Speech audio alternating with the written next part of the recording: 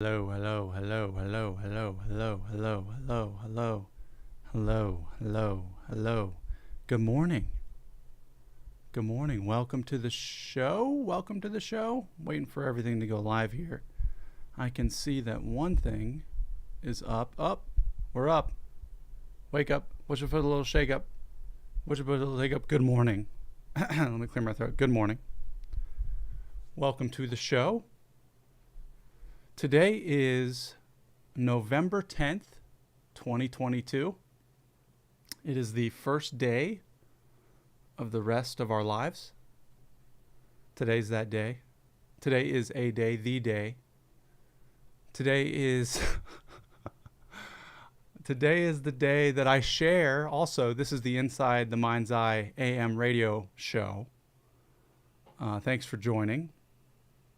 I got to remember to call back to that through the course of the show because I actually have, I don't know if I have so much of a plan as much as of a few songs that I came up with that I'd like to share. But before that, I think it might be important to center into what we are currently experiencing.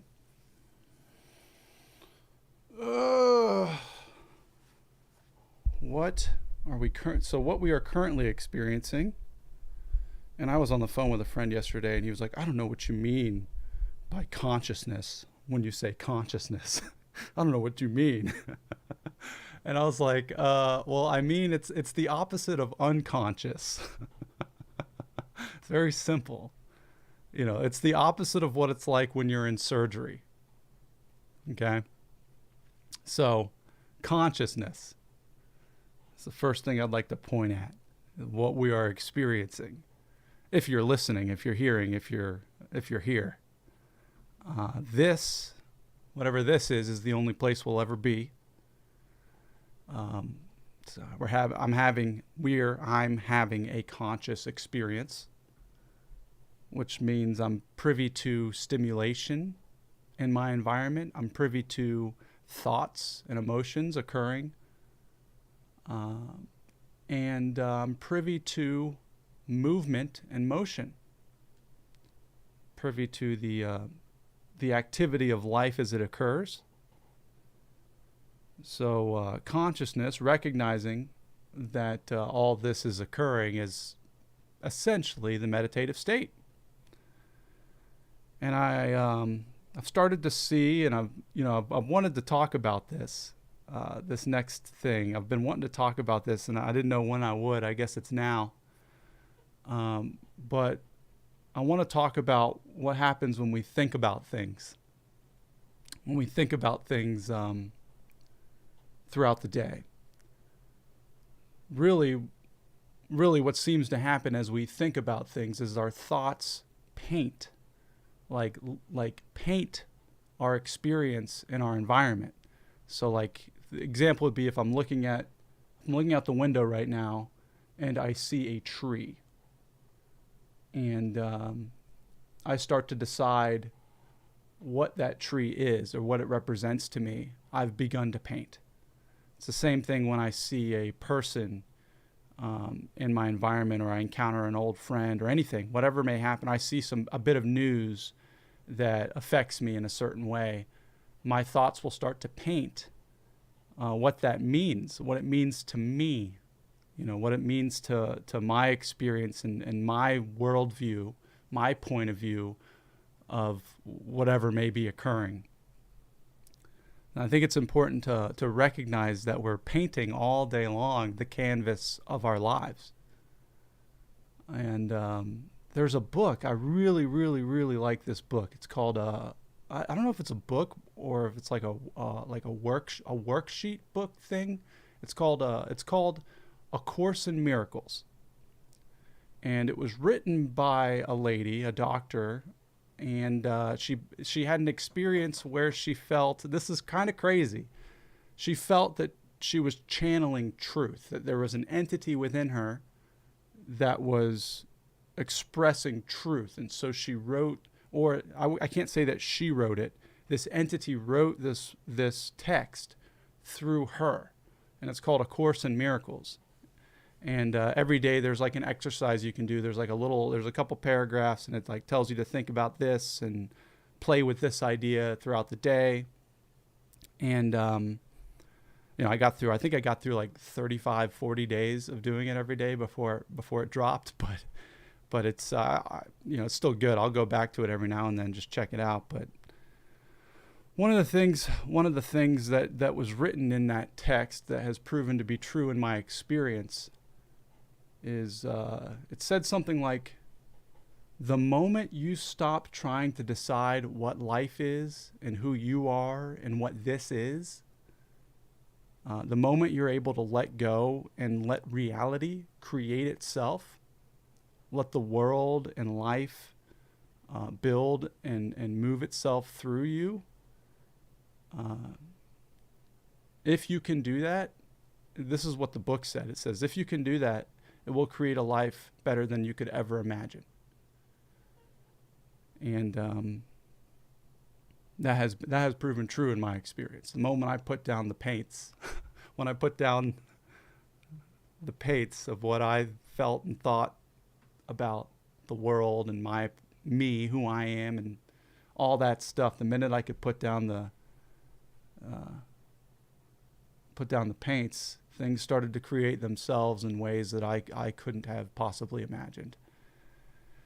So, yeah, this is the Inside the Mind's Eye AM radio show. What I was just talking about was the Course in Miracles. You can get it for free. Just go Google A Course in Miracles. All the PDFs, all the exercises, all the workbooks are there. Pretty fun, pretty interesting engagement. Like, what was another one of those? There was one exercise that was really, really good. I know one that I did. I don't know if I got this from A Course in Miracles, but I remember I spent a day deciding that anything that happened to me, anything that occurred in my experience, in my like anything that happened throughout the day was the universe, or it was me talking to me.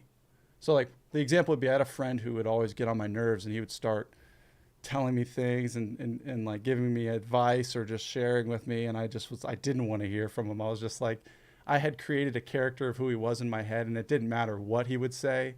I just wasn't going to listen. And then for some reason I woke up one day and decided I'm going to, like, anything anyone says to me throughout the day, I'm going to act as if I'm the one saying it to me. So I'm going to drop all my ideas and characterizations of the world. And it was so interesting because I started to listen to what he was saying. And things got better.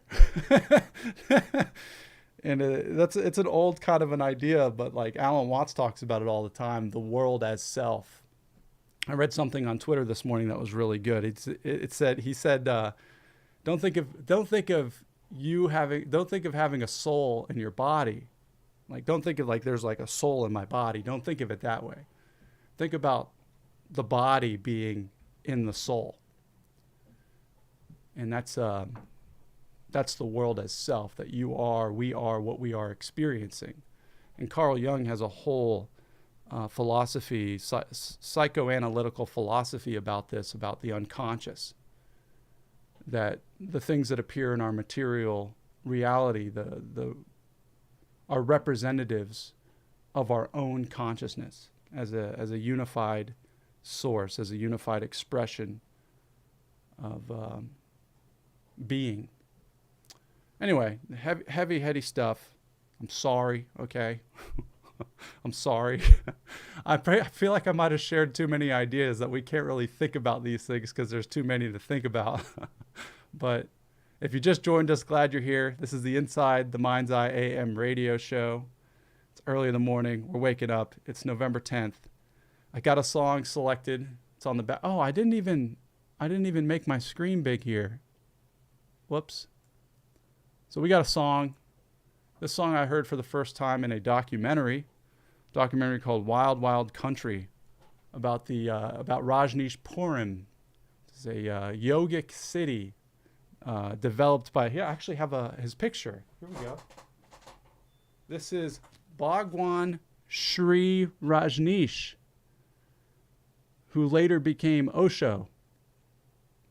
And he brought his ashram from India to the hills of Oregon and started a yoga ashram, Yoga City.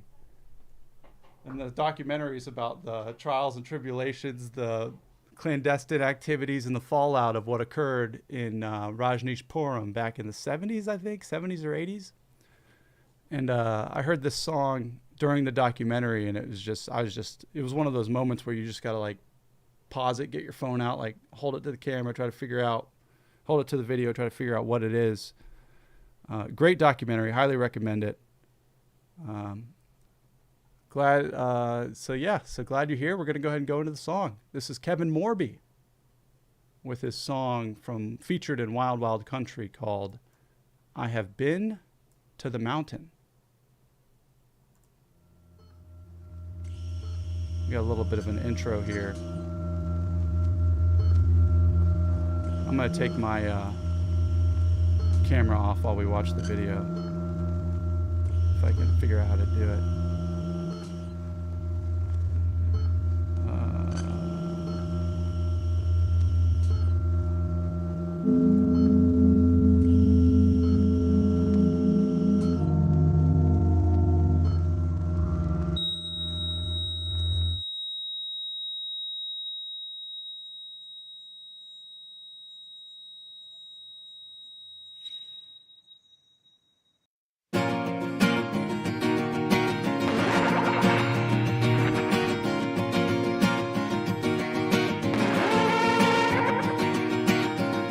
Calling out, demanding answers, pleading skies, cry for hours, dropping peace bombs, collecting prayers, sky that mirrors, sky that stares. I sing, I've been to the mountain,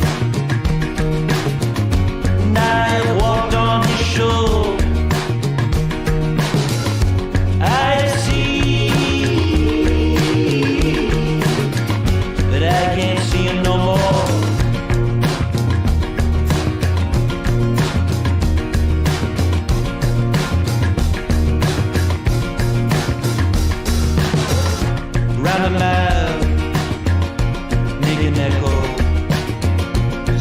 Destroyers do the fact that man lived in this town till that pig took him down. And have you heard the sound of a man start bleeding?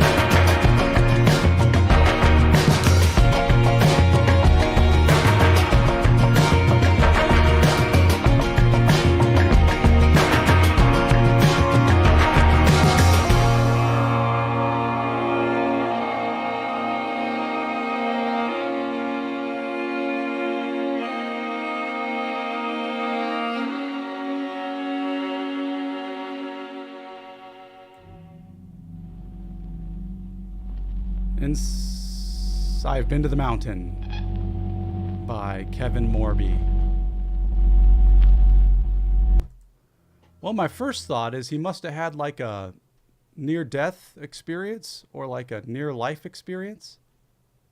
I mean, it looks like if you're looking at the screen here, there's a bunch of people and a guy with a flower and a priest standing by a body, and then he passes away and then starts to dance throughout the hospital, kind of like a spirit, like dancing freely through the hospital and like checking out a surgery in progress. And I don't know. Interesting video. Very interesting. There's a part of this book. Oh my God, I'm going to talk about this. So this book I got, I just ordered it. I ordered it from the internet. So I met a friend of mine named Manfred that I met. Actually was a follower of Bhagwan Rajneesh and lived in Rajneeshpuram. And I was just asking him all the questions I wanted to ask him about what that was like. And because they did some weird stuff. They did some really, really interesting, weird meditation type exercises like naked dancing and free sex and all this stuff. Like free sex, not like you didn't have to pay for sex, but like our bodies are meant for fun type sex, which, is, I don't know. I mean, I don't know what we'd have to ask Manfred the specifics, but I was able to ask him about what it was like being around Bhagwan Rajneesh and Osho. And I ended up getting this book called Nothing to Lose But Your Head. And to sum this thing up is basically the answers aren't here. If I were to sum this up as quickly as I possibly could, but it is so good. It's basically just transcripts of his dialogue with his followers. So someone would come up with a question or they would present themselves to Osho or Rajneesh, Bhagwan Rajneesh, and he would share with them, and this is the way I want to phrase it, the message for that person. And it's so fascinating because he's able to tap into some psychoanalytical, ethereal, I don't know what you want to call it, but his ability to read and share something that could be helpful for the person. He doesn't have a singular message. It's like it changes depending on whoever's interfacing with him. And there's a story in this book about one of the members of the community, a young woman who ended up getting brain cancer and passing away in the community. And she was like the light of the space there while they were this was before they went to Oregon. This was written in his Indian ashram. And they talk about her passing, and they talk about experiencing her soul leave the body, or her persona, or whatever that is, or energy, like on the deathbed holding her hand. They describe all this stuff. Then they describe how they handled the funeral. And the way Rajneesh described the passing of one's being from the body was orgasmic. It's just like death is the great life type thing, the way it was phrased. But the way they told the story was it was very sad. It was very sad because it was a recognition of what is true. And when I was reading it, brought me into the space that might occur when that moment arrives, that moment of passing through or passing on or beyond. Anyway, I don't know why. Oh yeah, I was talking about that because we were just watching this, but it's something that for some reason I just think about a lot. I just think about death a lot. I think about how nothing is permanent. I think about how what we're like, this is what we got. Whatever this is right now is what's occurring. And philosophically, you could say there is no death because we're always here. But mortally, I understand that just as the leaves change seasons and things live and die, so will I.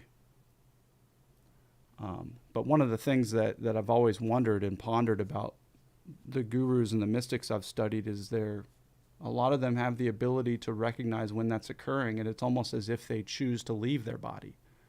They transition on their own terms, which I've always thought was extremely fascinating. Their own terms in the sense of, that's probably the best way to say it.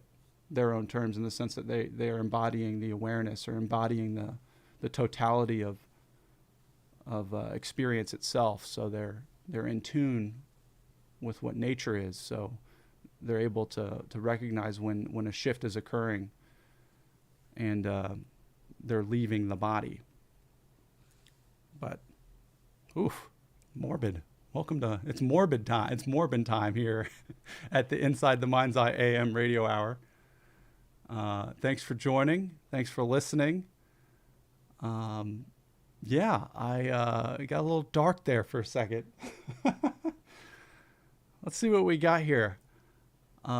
New podcast is up if you're interested on the website, insidethemindseye.com. I have not listened to it yet. I ended up, me and my partner Reed, co-host Reed, we had a guy come on that he met that is living his message, and he has an interesting way of being, and he's got an interesting way of looking at the world. So we had him on, and we talked experience, we talked philosophy, and I'm looking forward to listening to it. I'm going to listen to it this weekend. But it was a very enjoyable conversation because of just how similar all three of us were and how different we were in the way in which we communicate. I'm going to look for a new song here. We're going to go into the next song. I had picked out a bunch to share, and then now I realize, maybe not. Maybe we move on to something different, move on to something new. So I guess while we're here, take a moment and just kind of enjoy the sound of my voice and the sound of noise clicking. Maybe just watch it. Watch everything pop in and out of existence. Thoughts, ideas, objects move in and out of existence. We're going to play this song. I found it. So, this is a song. If you ever hear the word, this is a word that has a different meaning for me today than it used to. So, the word home, the idea that home is where your heart is. Home is a house, but also like what is the deeper sense of home, feeling at home, feeling at one with where you are, at one with who you are. That's how that, when I see and hear that word, that's what I think of now, as being at home with experience, being at home with what is. And it's taken a lot of work to get into a space where OAR, Of a Revolution, that band, they have a song called I Feel Home. And they basically just talk of like getting into a space where home is where you are, wherever you may be. And it took me a long time to get there.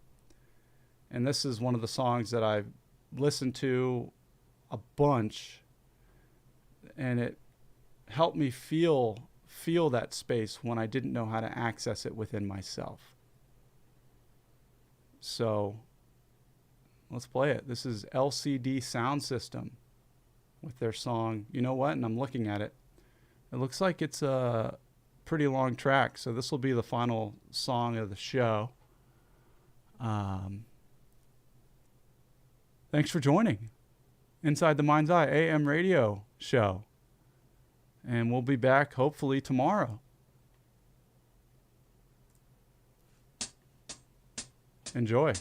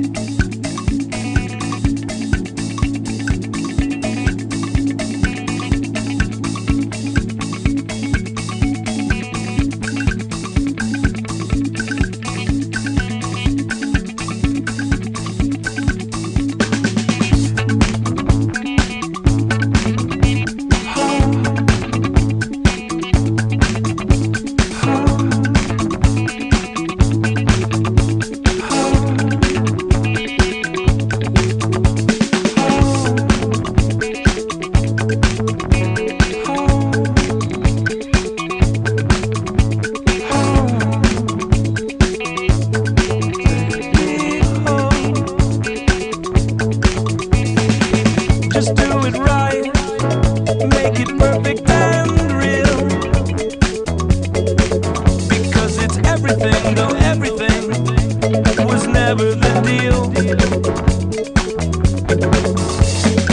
So grab your things and stumble into the night, so we can shut the door and shut the door on terrible times. Oh.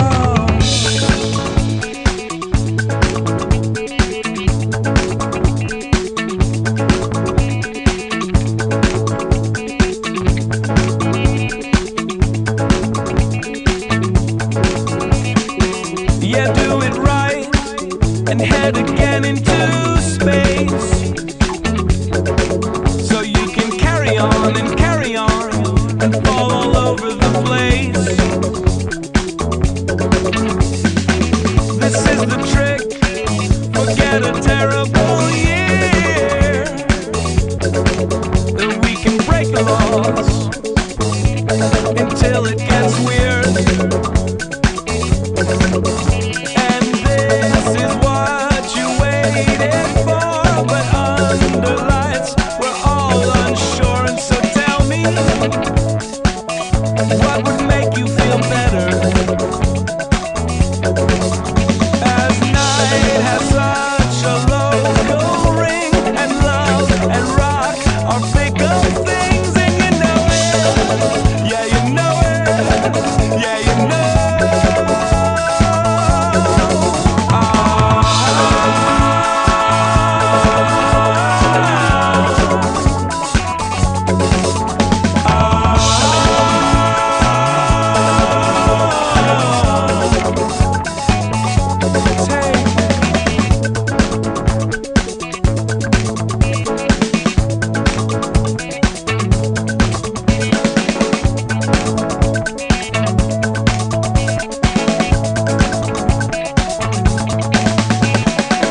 Forget your past, this is your last chance now,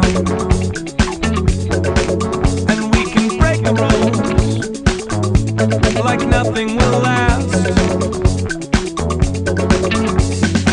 You might forget the sound of our voice. Still you should not forget, yet don't forget the things that we laughed about.